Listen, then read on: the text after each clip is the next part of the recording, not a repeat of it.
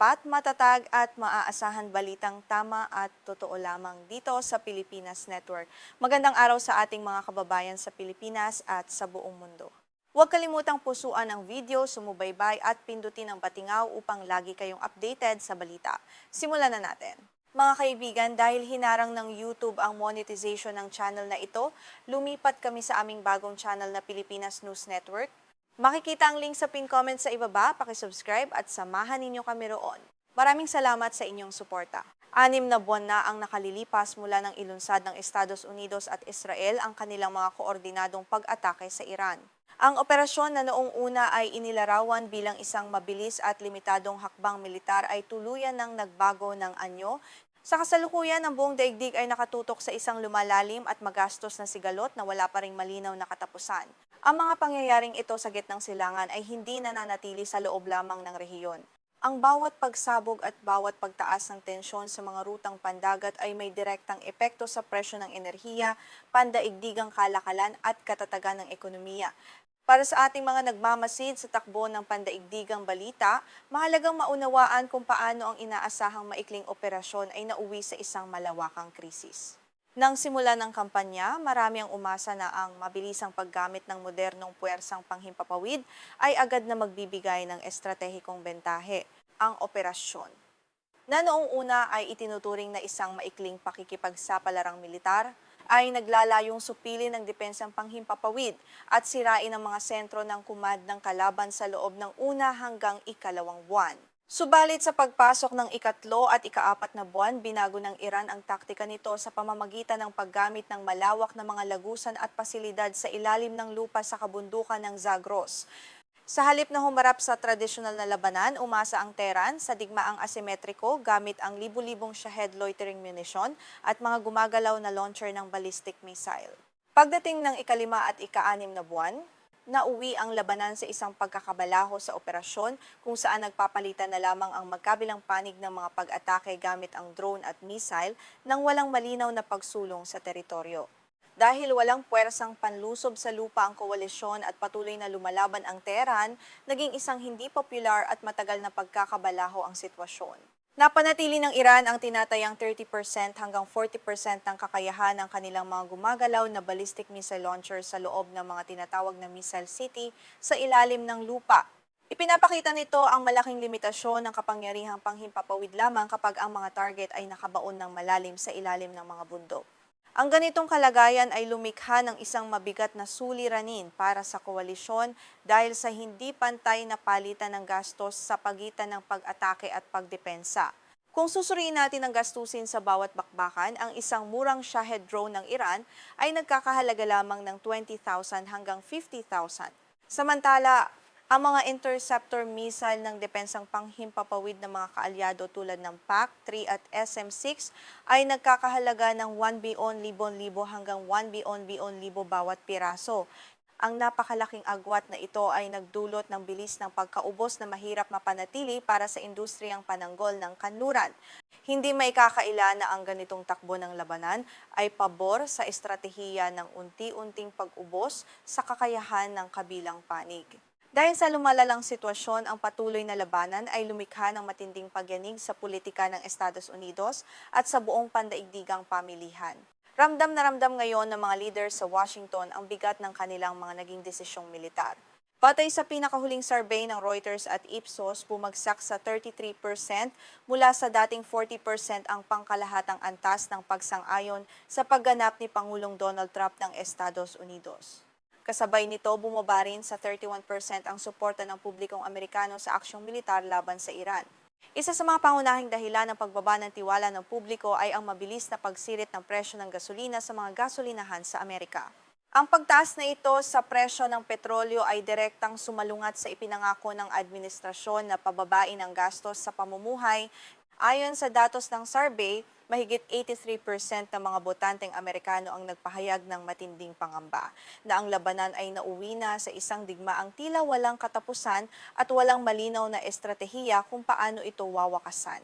Malinaw na ipinapakita ng lumalaking pagtutol sa loob ng bansa ang pagod ng publiko sa isang matagalang pakikipaglaban. Ang lumalalim na tensyon sa loob ng Amerika ay lalo pang nagpapakomplikado sa mga susunod na hakbang ng pamahalaan sa Washington. Kasabay nito ramdam din sa pandaigdigang antas ang matinding epekto ng sigalot sa kabuhayan ng iba't ibang bansa. Sa pinakahuling ulat na World Economic Outlook ng International Monetary Fund, ibinaba ng ahensya sa 3.0% mula sa dating 3.3% ang pagtataya sa pandaigdigang paglago ng ekonomiya para sa taon. Bukod sa pagbaba ng inaasahang paglago, itinaas din ng IMF sa 4.7% mula sa dating 4.1% ang pagtataya sa pandaigdigang inflasyon dahil sa biglaang pagkagambala sa supply ng enerhiya. Bagamat nagpakita ng katatagan ng ilang sektor tulad ng pangangailangan para sa hardware na ginagamit sa artificial intelligence at paglago ng produktibidad sa teknolohiya, nananatiling maselan ang pangkalahatang kalagayan. Ipinapakita ng krisis na ito ang magkasalungat na puwersang humuhubog sa takbo ng pandaigdigang ekonomiya.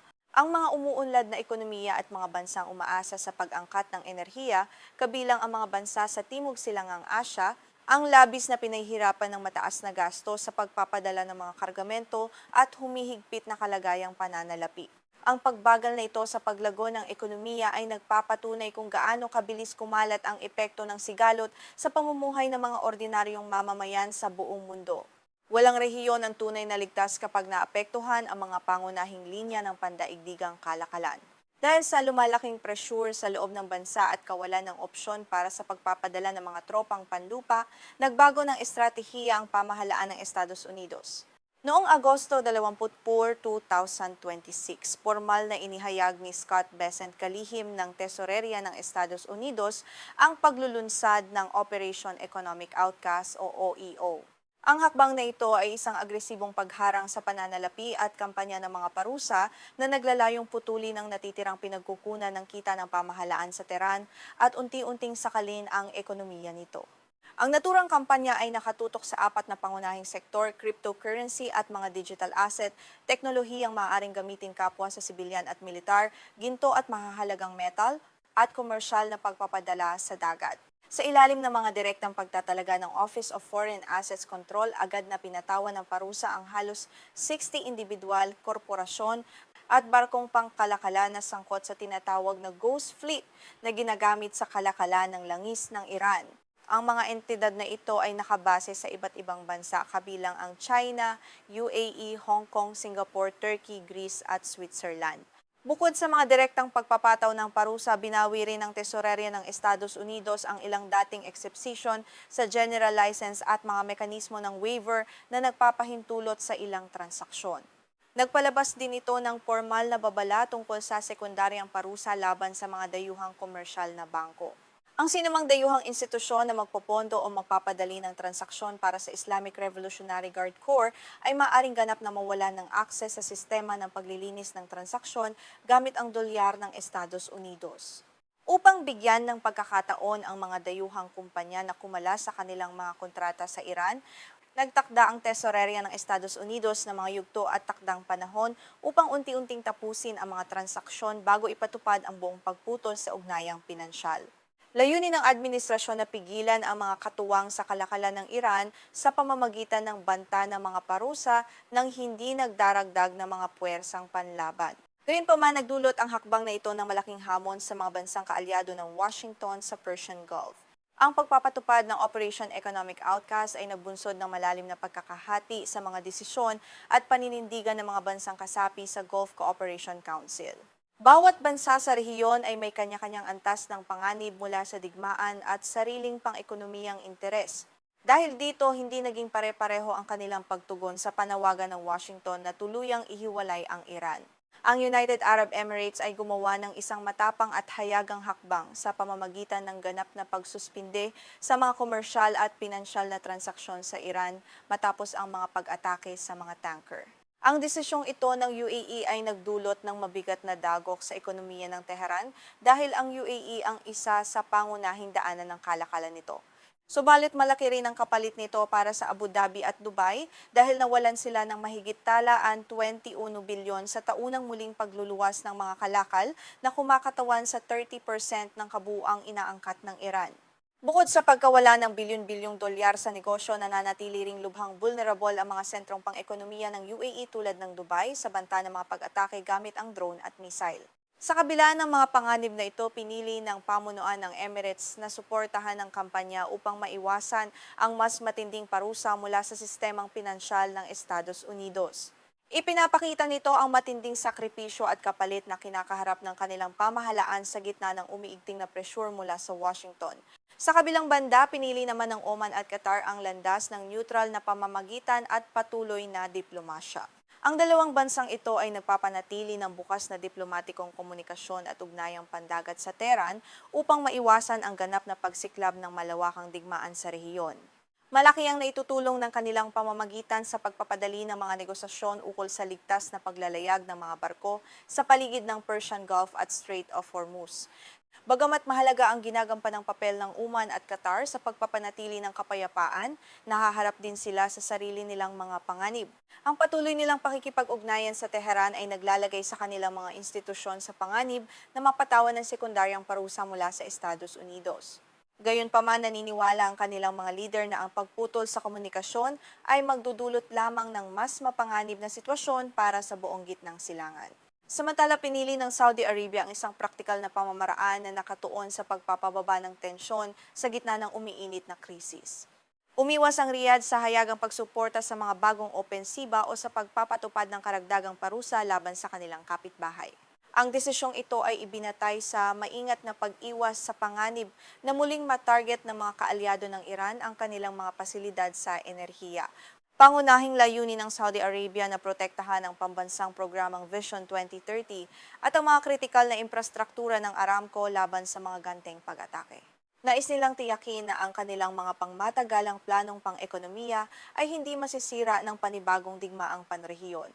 Habang pinananatili ang ugnayang panseguridad sa Estados Unidos, maingat na binabalanse ng pamahalaang Saudi ang kanilang relasyon sa rehiyon upang maiwasang maging target ng pagganti. Bilang tugon sa tumitinding panggigipit sa ekonomiya at sa Operation Economic Outcast, nagpalabas ng matitinding babala ang pamahalaan ng Iran. Nagbanta ang pamunuan sa Tehran na handa nilang ganap na harangin ang paglabas ng langis mula sa Persian Gulf at Strait of Hormuz sakaling sumali ang mga kalapit na bansa sa kampanyang pang-ekonomiya ng Amerika. Layunin ng bantang ito na ipaalala sa buong daigdig ang kakayahan ng Iran na gumanti sa pamamagitan ng pagkontrol sa daloy ng enerhiya. Ang Strait of Hormuz ang nananatiling isa sa pinakamahalagang estratehikong makipot na daanan sa buong daigdig na may napakalaking implikasyon sa pandaigdigang seguridad.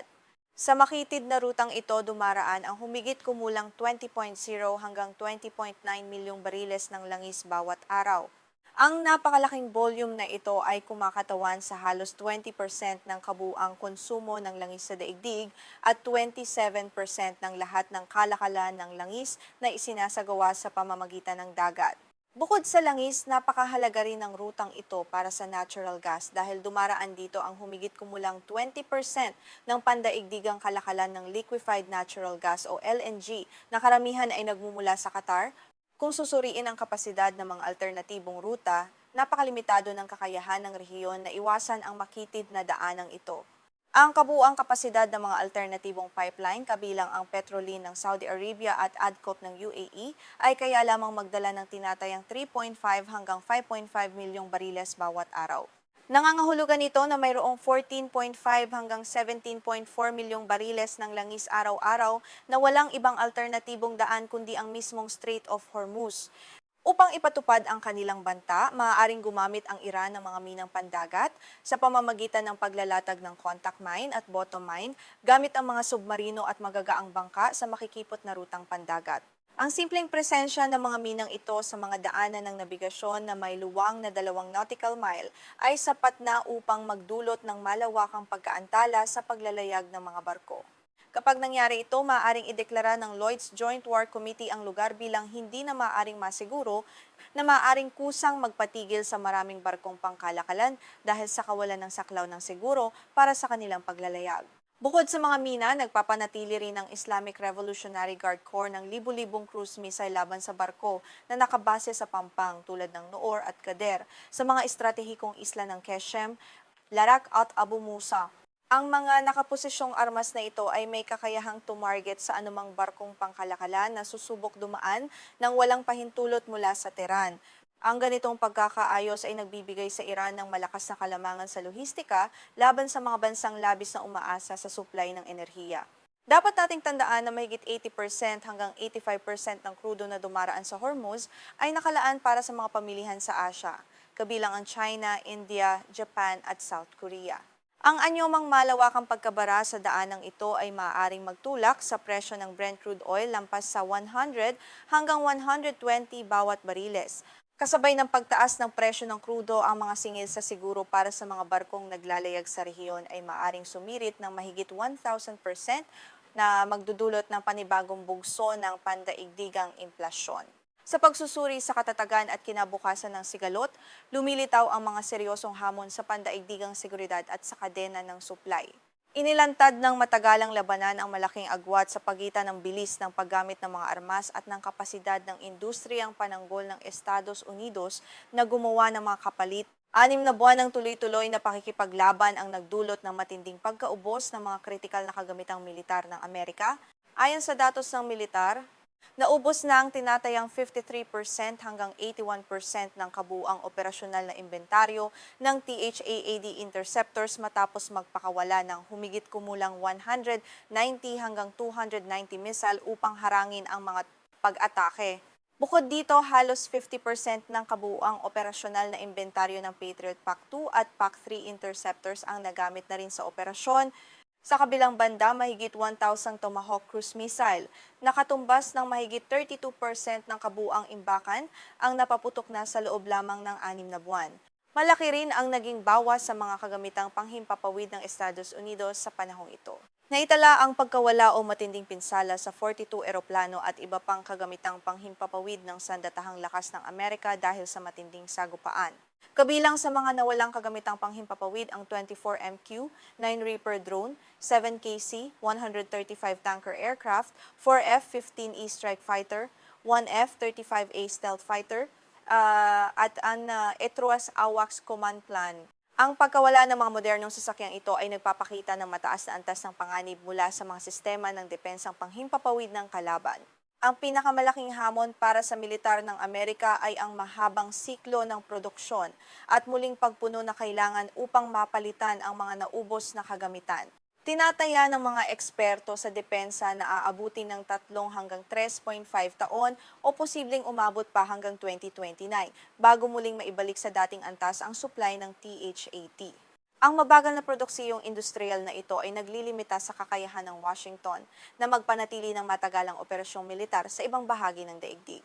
Ipinapakita nito na ang tunay na limitasyon ng kapangyarihang militar ay hindi lamang ang dami ng armas na mayroon ngayon, kundi pati ang bilis ng paggawa ng mga kapalit. Kasabay ng pagkaubos ng mga kagamitang pandigma, nahaharap din ang pandaigdigang komunidad sa lumalaking kawalan ng katiyakan ukol sa programang nuklear ng Iran. Kinumpirma ng International Atomic Energy Agency o IAEA na nawalan sila ng regular na access para sa inspeksisyon sa mga pangunahing pasilidad ng pagpapayaman ng uranium mula nang magsimula ang mga pag-atake. Ang pagkawala ng tinatawag na continuity of knowledge o tuloy-tuloy na kaalaman hinggil sa kalagayan ng mga material at pasilidad ay nagdulot ng malaking kakulangan sa impormasyon tungkol sa tunay na estado ng mga pasilidad at fissile material ng Tehran. Bago naputol ang mga regular na inspeksisyon, naitala ng IAEA na nakapag-imbak ang Iran ng humigit kumulang 440 kilo ng uranium na pinayaman sa 60% mula sa kabuang mahigit 9,000 kilo ng iba't ibang uri ng pinayamang material. Ang antas ng 60% ay itinuturing na isang maikling technical na hakbang na lamang patungo sa 90% weapons-grade uranium na kailangan para sa paggawa ng isang nuclear na warhead. Dahil sa kawalan ng pisikal na beripikasyon mula sa IAEA, hindi matukoy ng pandaigdigang komunidad kung ligtas pa ang imbakan, nasira sa mga pag-ataking panghimpapawid, o inilipat sa mga hindi deklaradong pasilidad na malalim sa ilalim ng lupa. Ang kakulangan ng impormasyon tungkol sa inventaryong nuklear ay nagdudulot ng matinding pangamba na maaaring mabilis na tumaas ang kakayahan ng Iran nang hindi agad namamalayan ng daigdig. Ito ang nananatiling pinakamalaking hindi tiyak na salik na maaaring magdikta sa magiging direksyon ng krisis sa mga darating na buwan. Nananatiling alerto ang mga tagasuri sa bawat galaw sa rehiyon habang patuloy na naghahanap ng kasagutan ang mga lider ng mundo. Sa kabuuan, ang 6 na buwang alitan sa pagitan ng Estados Unidos, Israel at Iran ay nagpapatunay na may malinaw na hangganan ang paggamit ng kapangyarihang panghimpapawid mula sa malayo ang distansya at mga parusang pang-ekonomiya. Hindi nito nagawang pilitin ang kabilang panig na sumuko, habang nagbunga naman ito ng isang mapanganib na siklo ng pagkaubos na patuloy na kumakain sa mga kritikal na missile na pangharang ng sandatahang lakas ng Amerika. Ang estratehikong bentahe na inaasahan noong simula ay napalitan ng isang magastos at masalimuot na sitwasyon. Nagdulot din ang krisis na ito ng malalim na lamat sa pagkakaisa ng mga kaalyado sa Gulf Cooperation Council. Ang magkakaibang pagtugon ng UAE, Oman, Qatar, at Saudi Arabia ay nagpapakita na inuuna ng bawat estado ang sarili nitong pambansang seguridad at pang-ekonomiyang interes kaysa sa mga direktiba ng panlabas na kapangyarihan. Ang ganitong panrehiyong pagkakahati ay patuloy na nagpapahina sa pangkalahatang arkitektura ng depensa sa buong gitnang silangan. Nananatili ring bukas ang mga kritikal na katanungan hinggil sa kung ipatutupad ba ng Estados Unidos ang buong sekundaryang parusa laban sa malalaking katuwang sa kalakalan, tulad ng mga bangko sa China na sangkot sa pagbili ng langis ng Iran. Ang desisyong ito ay maaaring magbunsod ng mas malawak na pandaigdigang sigalot sa kalakalan na lalong magpapabigat sa takbo ng pandaigdigang ekonomiya. Sa kabilang banda, ang kakulangan ng beripikasyon ng IAEA sa programang nuklear ng Iran ay patuloy na magiging sentro ng pangamba para sa seguridad ng daigdig. Ang mga salik na ito ang magtatakda kung ang krisis sa gitnang silangan ay hahantong sa isang diplomatikong kompromiso o sa isang mas malawak at mapangwasak na paghaharap. Paano kaya babalansehin ng mga pandaigdigang lider ang lumalalang epekto nito sa presyo ng enerhiya at sa seguridad ng ating ekonomiya? Kung nais ninyong manatiling napapanahon sa mga pinakahuling komprehensibong pagsusuri tungkol sa mahahalagang kaganapan sa buong daigdig, huwag kalimutang pindutin ang like at mag-subscribe sa ating channel.